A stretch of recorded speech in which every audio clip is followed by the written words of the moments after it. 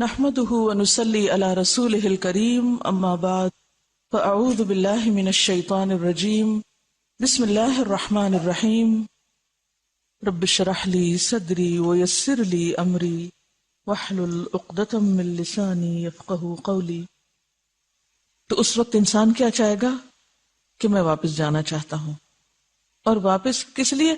اس لیے نہیں کہ میں ذرا رشتہ داروں سے ملنا چاہتا ہوں، وہ میرے بچے چھوٹے رہ گئے ہیں پیچھے، وہ میری ماں کی خدمت کرنے والا کوئی نہیں، وہ میرا کاروبار کون دیکھے گا، وہ میری جاب کا کیا ہوگا، وہ جہاں میں باس تھا دفتر میرے بغیر چلتا نہیں تھا، اس دفتر کا کیا بنے گا، میرے بغیر تو محفلیں نہیں سجتی تھی، ان محفلوں کا کیا ہوگا، کوئی نہیں یہ سوچے گا۔ جن چیزوں کا ہم آج سوچتے ہیں نا کہ میں انڈسپینسیبل ہوں، میرے بغیر دنیا کا نظام نہیں چل سکتا، اگر میں نہ ہوئی تو پتہ نہیں کیا ہو جائے گا، یہاں قیامت آ جائے گی، کوئی قیامت نہیں آئے گی، سب کچھ اسی طرح چلتا رہے گا۔ یہ گھر بھی چلیں گے، یہ ادارے بھی چلیں گے، یہ محفلیں بھی سجیں گی، اور یہ بچے بھی جئیں گے، اور یہ والدین بھی رہیں گے، سب چلے گا۔ یہ دھوکہ ہے ہمارا کہ ہمارے بغیر کچھ ہو نہیں سکتا، ہم بڑے اہم ہیں۔ نہیں، وہ اہم ہے نمبر 1 جو سب کو چلا رہا ہے، جو ہمارے بعد بھی زندہ ہے، حی لا یموت ہے۔ تو انسان کیا چاہے گا؟ میں واپس جا کے وہ چھوڑے ہوئے کام کر کے آؤں؟ نہیں، وہ کہے گا لعلی اعمل صالحا، اب میں صرف ایک مقصد کے لیے واپس جانا چاہتا ہوں، صرف ایک مقصد، اور وہ میں نیک کام کروں بس۔ یہ مرنے والا سوچے گا، ہم آج کیوں نہیں سوچ لیتے؟ کیا ہم پہ موت نہیں آنی؟ اس وقت سوچنا تو فائدہ نہ دے گا، آج کیوں نہیں سوچ لیتے؟ آج سے کیوں نہیں آغاز کرتے؟ آج سے کیوں نہیں نیکیوں کا دروازہ کھولتے؟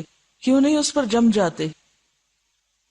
حضرت قتادہ کہتے ہیں کہ کافر کی یا نہ ماننے والے کی اس آرزو میں بہت بڑا سبق ہے ہمارے لیے۔ وہ دنیا میں خاندان قبیلے کے پاس جانے کی آرزو نہیں کرے گا، بلکہ نیک کام کرنے کی آرزو کرے گا۔ کاش مجھے نیکی کا موقع مل جائے۔ کبھی آپ نے سوچا کہ بستر مرگ پر، ڈیتھ بیڈ پر پڑا ہوا شخص جو مر چکا ہو، اگر اس سے پوچھا جائے اور وہ جواب دے سکے اس وقت تمہاری سب سے بڑی خواہش کیا ہے، اگر تمہیں زندگی ملے تو تم کیا کرو گے؟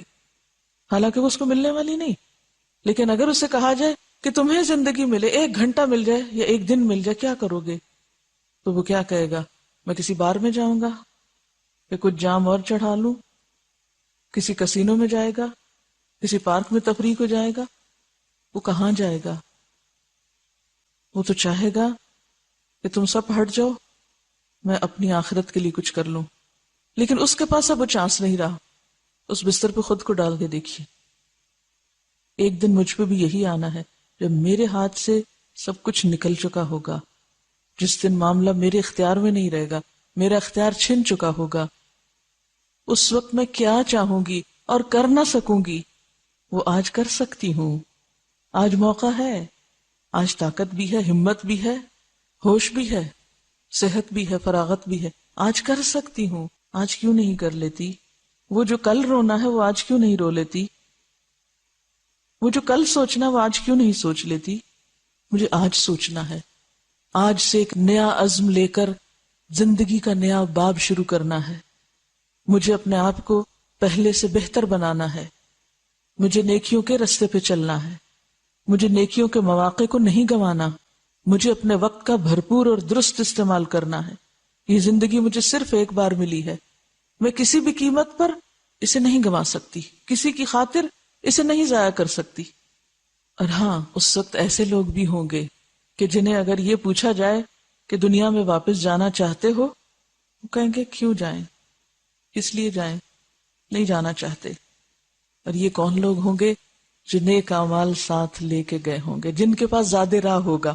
آپ صلی اللہ علیہ وسلم نے فرمایا، موت کے وقت مومن جب رحمت کے فرشتے اور رحمت کے سامان دیکھنے لگتا ہے، یعنی اب ایک مومن کے لیے، نیک کام کرنے والے کے لیے جب موت کا دروازہ کھلتا ہے، دوسری دنیا کا دروازہ کھلتا ہے موت کے ذریعے، تو اسے کیا نظر آتا ہے؟ اپنے اعمال کی خوبصورت تصویر نظر آتی ہے، رحمت کے سامان نظر آتے ہیں، کیونکہ وہ یہی سمیٹتا رہا اس دنیا میں۔ لمحے لمحے یہی کوشش کرتا رہا کہ کچھ کما لوں، کچھ لے لوں.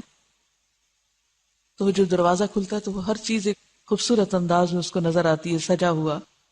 تو فرشتے اس سے پوچھتے ہیں کیا خیال ہے، کیا پھر تمہیں دنیا میں واپس بھیجا جائے؟ تو وہ کہتا ہے میں ان غموں اور تکلیفوں کے عالم میں جا کے کیا کروں گا، مجھے کوئی شوق نہیں واپس جانے کا. مجھے اللہ کے پاس لے جاؤ، میں اپنے رب کو دیکھنا چاہتا ہوں. میں اس کے دیدار کے شوق میں جیتا تھا، میں اس کے لیے تڑپتا تھا، میں تو اس کی یاد میں جیتا تھا. مجھے دنیا سے محبت نہیں تھی، مجھے واپس نہیں جانا. خواہ اس کے بچے چھوٹے ہوں اور خواہ اس کے کاروبار پیچھے رہتے ہوں اور خواہ اس کے دفتر خالی ہو گئے ہوں، وہ نہیں جانا چاہے گا. وہ کہے گا مجھے نہیں جانا اس گھٹن والی دنیا میں جہاں لمحہ لمحہ امتحان تھا. میری روح تو آج آزاد ہو گئی، میں تو غموں سے نجات پا گیا، مجھے واپس نہیں جانا، مجھے اللہ کے پاس لے جاؤ. لیکن اس کے برعکس جب کسی ایسے شخص سے پوچھا جاتا ہے جس کے پاس کوئی نیک عمل نہ ہو، جس نے آخرت کی تیاری ہی نہ کی ہو، تو وہ کہتا ہے رب ارجعونی، واپس لے جاؤ، اب میں ذرا کچھ کر کے آؤں. اور یہی وہ بات ہے جس کے بارے میں ایک اور حدیث میں آتا ہے نا، حضرت عائشہ رضی اللہ تعالیٰ عنہا سے روایت ہے، آپ نے فرمایا کہ جو اللہ تعالیٰ سے ملاقات کا شوق رکھتا ہے اللہ تعالیٰ بھی اس سے ملنا چاہتا ہے، اور جس کو اللہ تعالیٰ سے ملنے کا کوئی شوق نہیں تو اللہ تعالیٰ بھی اس سے نہیں ملنا چاہتا. تو حضرت عائشہ کہنے کہ یا رسول اللہ صلی اللہ علیہ وسلم موت تو کسی کو بھی اچھی نہیں لگتی ہے، ہم میں سے مرنا تو کوئی بھی نہیں چاہتا. فرمایا عائشہ نہیں، یہ بات نہیں، بات یہ ہے کہ جب مومن پر موت کا وقت آتا ہے اور رحمت کے فرشتے آ کے اس کو سلام کرتے ہیں اور اس کے لیے آگے رحمتوں کے دروازے کھلتے ہیں، اس کو اپنا انجام نظر آ جاتا ہے تو وہ خوش ہو جاتا ہے اور وہ کہتا ہے چھوڑنا چاہتا ہوں اس دنیا کو اور میں اپنے رب سے ملنا چاہتا ہوں. اس کے دل میں مرنے کے بعد بھی یہ نہیں ہے جو مجھے جنت میں جانا ہے، اسے کیا شوق ہوتا ہے، میں اپنے رب سے ملنا چاہتا ہوں. اس کے دل میں ایک تڑپ ہوتی ہے، محبت ہوتی ہے، میں اپنے رب سے ملنا چاہتا ہوں. اللہ تعالیٰ بھی ایسے شخص کی ملاقات کو محبوب رکھتا ہے. اللہ تعالیٰ بھی خوش ہوتا ہے کہ ہاں میں بھی اس سے ملنا چاہتا ہوں. اور اس کے برعکس ایک کافر کو، ایک منافق اور فاسق کو جب دوسری دنیا کا دروازہ کھلتا ہے تو اس وقت اسے نظر آ جاتا ہے کہ آگے کیا بھیانک انجام ہے. وہ جھوٹ، وہ فریب، وہ چوری چکاری، وہ غلط کاری، وہ دھوکے، وہ فراڈ، وہ ساری چیزیں، وہ حرام کاریاں، وہ سارے سامنے کھڑی ہیں انتظار میں، آؤ ہم تمہیں مزہ چکھائیں. تو اس وقت اس کو سخت ندامت اور پریشانی ہوتی ہے، کہتا ہے مجھے واپس جانا ہے. لیکن پیچھے سے دروازہ بند، وَمِن وَرَائِهِمْ بَرْزَخٌ، دروازہ بند، آہنی گیٹ بند، کوئی واپسی نہیں. ایک جانا نہیں چاہتا، اس سے پھر پوچھا جاتا جانا چاہتے ہو؟ کہتا نہیں، مجھے تو اپنے رب سے ملنا ہے. وہ جی اس لیے رہا تھا، اس کی تو زندگی کا مقصد یہی تھا کہ جس نے مجھے سب کچھ دیا میں اس کو خوش کر لوں. تو اس کو تو بشارت مل گئی، خوشخبری مل گئی، وہ تو آگے بڑھے گا ہی، وہ کیوں جائے گا پیچھے؟ اس کے لیے اس دنیا میں کوئی اٹریکشن نہیں جس کے لیے وہ جیے. اس کے لیے جس چیز میں اٹریکشن تھی وہ تو سامنے ہے، وہ پیچھے پلٹ کے دیکھے گا. اگر آپ کی محبوب ترین چیز آپ کے سامنے ہو، آپ پیچھے دائیں بائیں ادھر ادھر کیوں دیکھیں گے؟ کہیں بھی نہیں دیکھیں گے، کیونکہ محبوب چیز سامنے ہے، آپ کی نظریں اسی پہ لگی ہوئی ہیں. اور جس کے سامنے بھیانک منظر ہو تو اپنی آنکھیں بند کر لے گا اور وہی واپس جانا چاہے گا، اور جب لوٹے گا تو دیکھے گا دروازہ بند. لعلی اعمل صالحا فیما ترکت، کلا ہرگز نہیں، امپاسبل، انہا کلمۃ ہوا قائلہا، یہ تو صرف ایک بات ہے، یہ تو صرف کہنے کی ایک بات ہے جو وہ کہہ رہا ہے، اس سے آگے کچھ بھی نہیں، اس کی کوئی حقیقت نہیں. وَمِن وَرَائِهِمْ بَرْزَخٌ إِلَى يَوْمِ يُبْعَثُونَ، اور ان سب کے پیچھے ایک برزخ ہے اس دن تک جب وہ دوبارہ اٹھائے جائیں گے. حدیث میں آتا ہے، صحیح بخاری کی روایت ہے کہ فرشتے اس سے سوال کرتے ہیں، یعنی مومن سے، نیک شخص سے، کہ رسول اللہ صلی اللہ علیہ وسلم کے بارے میں تم کیا کہتے ہو، یعنی دیگر سوالوں کے علاوہ. مومن جواب دیتا ہے کہ میں گواہی دیتا ہوں کہ وہ اللہ کے بندے اور اس کے رسول ہیں. وہ دونوں کہتے ہیں، دو فرشتے امتحان لینے آتے ہیں، جواب دینے والا ایک ہے، سوال کرنے والے دو ہیں. اور نام بھی آپ دیکھیے ذرا، منکر اور نکیر. منکر کا کیا معنی؟ جس کا انکار کیا جائے، اور نکیر بھی جس کا انکار کیا جائے، فعیل کے وزن پر اور مبالغہ. وہ دونوں کہتے ہیں ہم جانتے تھے کہ تم یہی کہو گے، یہی جواب دو گے۔ پھر اس کی قبر ہر طرف سے 70 ہاتھ کشادہ کر دی جاتی ہے اور قیامت تک کے لیے اس کی قبر کو راحتوں اور روشنی سے بھر دیا جاتا ہے۔ تب مردہ کہتا ہے مجھے میرے گھر والوں کے پاس جانے دو تاکہ میں ان کو اپنی سرگزشت سناؤں، میں جا کے انہیں کہانی سنانا چاہتا ہوں، بالکل اسی طرح جس طرح سورۃ یاسین میں شہید کیا جانے والا شخص کیا کہتا ہے، یا لیت قومی یعلمون بما غفر لی ربی وجعلنی من المکرمین، کاش میری قوم کو پتہ چل جائے۔ شہید بھی کیا چاہتا ہے کہ ہم اتنے خوش ہیں کہ ہمارے گھر والوں کو ہمارے بارے میں بتا دیا جائے، یعنی وہ اس لیے نہیں آنا چاہتے کہ دنیا میں رہیں، ہاں یہ ضرور چاہتے ہیں کہ ذرا جا کے بتا دیں یا کوئی بتا دے پیچھے والوں کو کہ ہم بہت اچھے حال میں ہیں۔ وہ دونوں کہیں گے جس طرح ایک دلہن سوتی ہے جسے اس کا خاوند ہی جگا سکتا ہے، اس طرح تم قیامت تک آرام کرو۔ اور مرنے والا اگر منافق ہوتا ہے تو ہر سوال پہ شور مچاتا ہے اور کہتا ہے لوگ جو کچھ کہتے تھے میں وہی کہتا تھا، وہی کرتا تھا، مجھے نہیں معلوم۔ من کان فی ہذہ اعمی وہو فی الآخرۃ اعمی، اندھا بن کے جیا، میرا دین کیا تھا؟ بس جو لوگوں کا دین تھا، جو لوگ کرتے تھے میں بھی وہی کرتا تھا، مجھے نہیں معلوم۔ فرشتے کہیں گے ہمیں علم تھا کہ تو یہی کہے گا۔ پھر زمین سے کہا جائے گا کہ مل جا، زمین باہم مل جائے گی، پھر اس کے سبب اس کی دائیں پسلیاں بائیں پسلیوں میں پیوست ہو جائیں گی اور تا قیامت اسے یوں ہی عذاب ہوتا رہے گا۔ تو بہرحال جب ایک خراب شخص یہ کہے گا مجھے واپس جانا ہے تو کہا جائے گا یہ صرف بات ہے جو کہہ رہا ہے، یہ جھوٹ ہے جو بول رہا ہے، کوئی اس نے جا کے اچھے کام نہیں کرنے۔ کیوں؟ اس لیے کہ جسے کرنا ہوتا ہے وہ ایک دفعہ میں بھی کر لیتا ہے۔ اس بات کی وضاحت ایک اور واقعے سے ہوتی ہے۔ حضرت عمر کے دور خلافت میں ایک چور چوری کرتے ہوئے پکڑا گیا، حضرت عمر نے اس کا ہاتھ کاٹنے کا حکم دیا۔ چور نے گڑ گڑانا شروع کر دیا کہ میں نے پہلی دفعہ چوری کی ہے، اس دفعہ چھوڑ دیں، آئندہ نہیں کروں گا۔ حضرت عمر نے اس کی یہ بات سنی تو ایک درہ لگایا اور فرمایا ایک تو چوری کرتے اور اوپر سے جھوٹ بولتے ہو۔ حضرت عمر نے اسے سزا کا حکم دیا۔ لوگوں نے پوچھا آپ کو کیسے پتا چلا کہ اس نے جھوٹ بولا؟ حضرت عمر فرماتے ہیں اگر اس نے پہلی مرتبہ چوری کی ہوتی تو یہ پکڑا نہ جاتا، کیونکہ پہلی دفعہ غلطی کرنے والے کو اللہ رسوا نہیں کرتا اور نہ اس کا راز فاش کرتا ہے کہ شاید میرا بندہ پلٹ آئے، شاید توبہ کر لے۔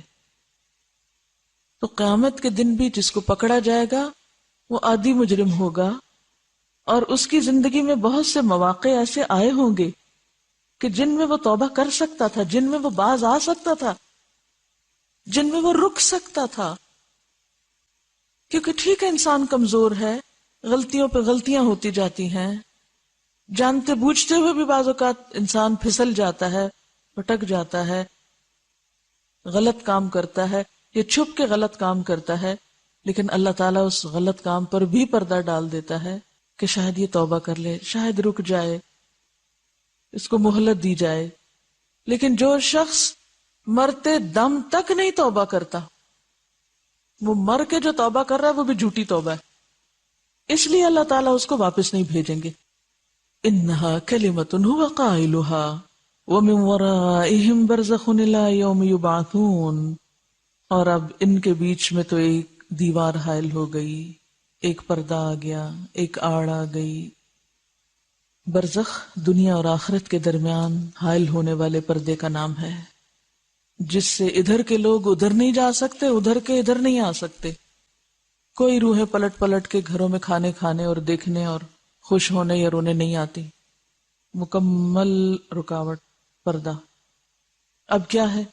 اب تو آگے کی منزلیں ہیں، اور اگلی منزل اب کیا ہے؟ فَإِذَا نُفِخَ فِي الصُّورِ، جب سور میں پھونک مار دی جائے گی، فَلَا أَنْسَابَ بَيْنَهُمْ يَوْمَئِذٍ وَلَا يَتَسَاءَلُونَ، تو ان کے درمیان کوئی حسب نسب باقی نہیں رہیں گے، کیونکہ سور کا پھونکا جانا بڑی آفتوں میں سے ایک آفت۔ ہم شاید جانتے ہی نہیں کہ قرآن کیا بتاتا ہے اس دن کے بارے میں کہ ثقلت فی السماوات والارض والساعة ادہا وامر، کہ قیامت کا دن کوئی آسان دن نہیں، زمین و آسمان پہ اس سے بھاری دن کوئی نہیں گزرا جب سے وہ بنے۔ ابھی آپ دیکھیں نا جو سونامی کا ڈیزاسٹر آیا تو جن علاقوں میں آیا ہے بس وہ وہیں تک ہی رہا نا. جو زلزلہ وہاں پر آیا اور زمین پھٹی وہ ایک ہی جگہ تھی نا, وہیں پر. آپ کو تو نہیں پتا چلا کہ وہاں زلزلہ آیا. اور وہ زلزلہ کیسے تھا؟ ریکٹر سکیل پر 9 کے عدد کو چھو گیا تھا. زلزلے کی طاقت ایسی تھی جیسے ایک جگہ پہ بیک وقت 950 ایٹم بم پھینکے گئے ہوں. ایک ایٹم بم سے کتنی تباہی آتی. اور وہ جو ایک جگہ پھٹی اور زمین اندر سے اس کی پلیٹیں ہل گئیں, اوپر نیچے ہو گئی, وہ اتنا شدید زلزلہ تھا اور اتنے شدید دھماکہ تھا کہ جیسے ایک نہیں, 2 نہیں, 100 نہیں, 200 نہیں, 950 عام بم نہیں, ایٹم بم مارے گئے ہوں. اور پھر بھی آپ کو تو نہیں پتا چلا کہ زمین پہ کوئی زلزلہ آیا. وہ تو ہم نے ٹیلی ویژن اخباروں میں دیکھا تو پھر پتا چلا. اس جگہ کو سائنٹسٹ رنگ آف فائر کہتے ہیں. دنیا میں سب سے زیادہ زلزلے اسی ایریا میں آتے ہیں. لیکن اس کے باوجود زمین کے دوسرے حصے پہ نہیں پتا چلتا وہ کیا دھماکے تھے, وہ کیا آفت تھی. یہاں آپ نے صرف خبروں سے دیکھی پڑھی, خود نہیں محسوس کی. تو آپ کو معلوم ہے کہ قیامت کا زلزلہ کیا زلزلہ ہوگا, کتنی زمین ہلے گی اور کتنے سمندر پھٹیں گے اور کتنے پانی سمندروں کے سک ہو جائیں گے, کچھ بھی نہیں بچے گا. یہ وہ شور ہوگا جو پوری زمین پر بیک وقت ہوگا. ٹھیک ہے کچھ لوگ اس دن امن میں ہوں گے, لیکن کیا ہم واقعی ایسے اعمال کر رہے ہیں کہ ہم بھی انہی لوگوں میں ہوں گے, امن والوں میں؟ میں یہ نہیں کہتی کہ اس دن کوئی بھی امن میں نہیں ہوگا, لیکن انبیاء کا حال کیا ہوگا, شہداء کا, صلحاء کا. یعنی وہ ایک ایسا منظر اور ایسا سین ہوگا کہ نیک سے نیک شخص بھی نفسی نفسی کہہ رہا ہوگا. اگرچہ وہاں عرش الہی کا سایہ بھی ہوگا, اگرچہ وہاں حوض کوثر بھی ہوگا, لیکن وہ کس کے لیے؟ وہ سب کے لیے نہیں ہے. وہ تو حوض کوثر پہ کچھ لوگ جا رہے ہوں گے تو کیا کہا جائے گا؟ آپ صلی اللہ علیہ وسلم کے پاس آ رہے ہوں گے, آپ کی امت ہی کو صرف وہاں آنے کی اجازت ہوگی نا. تو امت میں سے بھی ان لوگوں کو پرے پھینک دیا جائے گا کہ جنہوں نے آپ کے بعد دین کو بدل ڈالا, خواہ وہ کلمہ گو ہوں, لا الہ الا اللہ پڑھتے ہوں. تو ہم کہاں سے جانتے ہیں کہ ہم کن لوگوں میں ہوں گے؟ اور عرش الہی تلے جو 7 لوگ ہیں ان میں سے کون سی کوالٹی ہمارے اندر ہے یا پیدا کرنے کی کوشش کر رہے ہیں, یا اس کے لیے ہمیں کوئی توجہ ہے؟ تو وہ دن معمولی دن نہیں. اور اگر ہم یہ کہہ کے اگنور کر دیں کہ یہ صرف یک طرفہ تصویر ہے, دوسری باتیں نہیں بتائی گئی, تو بھی ہمیں اپنے آپ کو وہاں پلیس کر کے دیکھنا ہے کہ ہمارے اندر کیا خوبی ہے اور ہم کہاں ہوں گے اگر پیغمبروں کے اوپر یہ کیفیت ہوگی. آپ نے وہ حدیث بھی پڑھی ہوگی کہ جب عیسیٰ علیہ السلام سے سوال کیا جائے گا تو ان کے بال بال سے خون رسنے لگے گا. ایسا خوف ہوگا. ہم نے جس طرح دنیا میں کیئر لیس ایٹیٹیوڈ اختیار کیا ہوا ہے, ہم آخرت کے بارے میں بھی اتنے ہی کیئر لیس ہیں. کیا فرق پڑتا ہے, دیکھا جائے گا جب آئے گا. تو بات یہ ہے کہ اللہ کرے کہ ہم سب امن میں رہنے والوں میں سے ہوں, لیکن کس کو خبر کہ اس کا آخری وقت کس طرح آتا ہے. کیوں حضرت عمر کہتے ہیں کہ اگر سارے لوگ جنت میں بھیج دیے جائیں اور کہا جائے صرف ایک شخص نہیں جا سکتا, تو مجھے پھر بھی ڈر رہے گا کہیں وہ میں تو نہیں, کہیں وہ میری بات تو نہیں. تو قیامت کے دن فَإِذَا نُفِخَ فِي الصُّورِ فَلَا أَنْسَابَ بَيْنَهُمْ, جب سور پھونکا جائے گا, اور سور کا پھونکنا پوری زمین کو اپنی لپیٹ میں لے لینا ہے, تو ساری رشتہ داریاں ختم. اہل عرب کا جو معاشرہ تھا اس میں رشتہ داری کی بڑی اہمیت تھی. لوگ کسی بھی آفت اور کسی بھی مصیبت کے وقت کہاں رجوع کرتے تھے؟ اپنے رشتہ داروں کی طرف. یعنی اسٹرانگ قبائلی سسٹم تھا نا. آپ اندازہ کر سکتے ہیں کہ وہ ایک دوسرے پر کتنے ڈیپینڈنٹ ہوتے ہیں اور کتنا ان کا آپس کا تعلق اسٹرانگ ہوتا ہے. تو قیامت کے دن وہ سارے رشتہ دار اور دوست جن پہ وہ دنیا میں بھروسہ کرتا تھا وہ سب چھوڑ بھاگیں گے اس کو. فَلَا أَنْسَابَ بَيْنَهُمْ, اور پھر وَلَا يَتَسَاءَلُونَ. اور تساؤل کا معنی کیا ہوتا ہے؟ ایک دوسرے سے مدد مانگنا, ایک دوسرے سے حق مانگنا. کوئی کسی سے مدد مانگ ہی نہ سکے گا. وَإِن تَدْعُ مُثْقَلَةٌ إِلَىٰ حِمْلِهَا لَا يُحْمَلْ مِنْهُ شَيْءٌ وَلَوْ كَانَ ذَا قُرْبَىٰ. کوئی بوجھ سے لدا ہوا, گناہوں سے لدا ہوا شخص اگر کسی اور کو بلائے گا بھی, ان تدعو مثقلۃ الی حملھا, کسی اور کو پکارے, آؤ ذرا میرے گناہ تھوڑے سے تم اٹھا لو, میری کمر ٹوٹ رہی ہے, لا یحمل منہ شیء, ایک گناہ بھی اٹھا کے اس کی کمر ہلکی نہیں کرے گا. ولو کان ذا قربا, خواہ وہ قریبی رشتہ دار ہی کیوں نہ ہو, عزیز ترین ہی کیوں نہ ہو. آج تو بات ہے عمل کی, لائے کیا ہو, ساتھ کیا ہے. فمن ثقلت موازینہ فَأُولَئِكَ هُمُ الْمُفْلِحُونَ، تو جن کے اوزان بھاری ہو گئے، جن کے اعمال نامے وزنی ہو گئے، یہی لوگ کامیاب ہونے والے ہیں۔ یعنی آج ضرورت کس چیز کی ہے؟ اعمال کی۔ کیسے اعمال کی؟ جو اسے وہاں فائدہ پہنچائیں۔ یہ اعمال نامے کس چیز پر مشتمل ہوں گے؟ ان اعمال ناموں میں کیا کچھ ہوگا؟ اعمال میں کیا کیا چیزیں شامل ہوں گی؟ وہ کام جو ہم نے اپنی زندگی میں کیے، وہ آثار جو ہم نے اپنے پیچھے چھوڑے، ما قدموا و آثارہم، جو آگے بھیجا جو پیچھے چھوڑا، اور اس کے علاوہ شہیدوں کا خون، علماء کی روشنائی جس سے کتابیں لکھی گئیں، ان سب چیزوں کا بھی وزن ہوگا۔ اسی طرح وہ علم جو ہم بانٹتے ہیں، دوسروں کو دیتے ہیں، دوسروں تک لے جاتے ہیں، اس کو پھیلاتے ہیں۔ فضل العلم ایک کتاب ہے، اس میں ابراہیم نخعی سے روایت ہے کہ قیامت کے روز ایک شخص کا اعمال نامہ لایا جائے گا اور ترازو کے پلے میں رکھا جائے گا، لیکن پلہ ہلکا ہوگا کچھ۔ اب یہاں کامیابی کا معیار کیا بتایا گیا ہے؟ کہ جس کے پلڑے بھاری ہوں گے وہ پہنچ سکے گا آگے، کامیاب ہوگا۔ جب وزن کیا گیا، کچھ نیکیاں کم نکلی، کچھ پوائنٹس کا فرق آ گیا۔ اب کیا ہو؟ اتنے میں اس شخص کے پاس بادل کی طرح کی ایک چیز لائی جائے گی، کوئی چیز آئے گی اور تو اس کو بھی اس میں رکھ دیا جائے گا اور یوں پلہ بھاری ہوگا۔ اس وقت اس سے پوچھا جائے گا، اے شخص تم جانتے یہ کیا چیز تھی؟ یہ بادل کیا تھا؟ وہ کہے گا مجھے تو معلوم نہیں۔ تو اسے بتایا جائے گا یہ تیرا وہ علم ہے جو تو لوگوں میں بانٹتا تھا، یہ وہ تیری بھلائی ہے جو تو نے دوسروں کے ساتھ کی۔ آثار ان کو بھی پھر وزن میں رکھا جائے گا۔ لیکن آج ہم اس معاملے میں کتنے بخیل ہیں، پتہ ہوتا بھی ہے تو بھلائی اور خیر آگے نہیں لے جاتے۔ ہم سمجھتے ہیں ہم نے خود اگر کہیں بیٹھ کے نفل پڑھ لی، اپنے لیے خود کچھ کر لیا، ہمارے لیے وہی کافی۔ کیا پتا وہ کافی نہ ہو، ساری زندگی بھی آپ سجدے میں پڑے رہے ہیں تو کافی نہیں ہے۔ لہذا اپنے اندر عمل کرنے کے ساتھ ساتھ ہمیشہ انکنڈیشنل بھلائی کیا کریں دوسروں کے ساتھ، کیونکہ علم وہ چیز ہے جو روشنی دیتی ہے انسان کو، جو لوگوں کو آنکھوں کی روشنی، بصیرت کی روشنی عطا کرتی ہے۔ آپ آج دوسرے کا بھلا کریں گے، کل آپ کا بھلا ہوگا۔ وَمَنْ خَفَّتْ مَوَازِينُهُ، تو جس کے پلڑے ہلکے ہو گئے، فَأُولَئِكَ الَّذِينَ خَسِرُوا أَنفُسَهُمْ، یہ وہ لوگ ہیں جنہوں نے اپنے آپ کو خسارے میں ڈالا۔ فی جہنم خالدون، اب یہ جہنم میں ہمیشہ رہیں گے۔ حضرت ابن عباس کہتے ہیں قیامت کے روز ان لوگوں کے اعمال کا حساب اس طرح ہوگا کہ جس شخص کی نیکیاں اس کے گناہوں سے بڑھ جائیں، خواہ ایک ہی نیکی، ایک نیکی صرف، وہ جنت میں جائے گا، اور جس شخص کی سیئات اور گناہ نیکیوں سے بڑھ جائیں، خواہ ایک ہی گناہ کیوں نہ ہو، تو وہ دوزخ میں جائے گا۔ آپ صلی اللہ علیہ وسلم اپنی دعا میں یہ نہیں کہتے کہ والمیزان حق، میزان حق ہے۔ کیا مطلب ہے میزان حق ہے؟ وہ ڈنڈی مارنے والا ترازو ہے؟ نہیں۔ من یعمل مثقال ذرۃ خیرا یرا ومن یعمل مثقال ذرۃ شرا یرا۔ ہم آج کیوں نہیں اچھائی برائی میں فرق کرتے؟ کیا وجہ ہے اس کے پیچھے؟ یا کوئی خاص اہمیت نہیں دیکھتے، ہم سوچتے ہیں اچھا کر لو تو بھی ٹھیک ہے، برا کر لو تو بھی ٹھیک ہے۔ ایسے ہی ہے نا، ہم زندگی اسی طرح تو گزار رہے ہیں۔ وقت استعمال کر لو تو بھی اچھا، نہ کرو تو بھی ٹھیک ہے۔ دنیا میں کچھ کر جاؤ تو بھی اچھا ہے، نہیں کر سکتے تو بھی کیا ہوا؟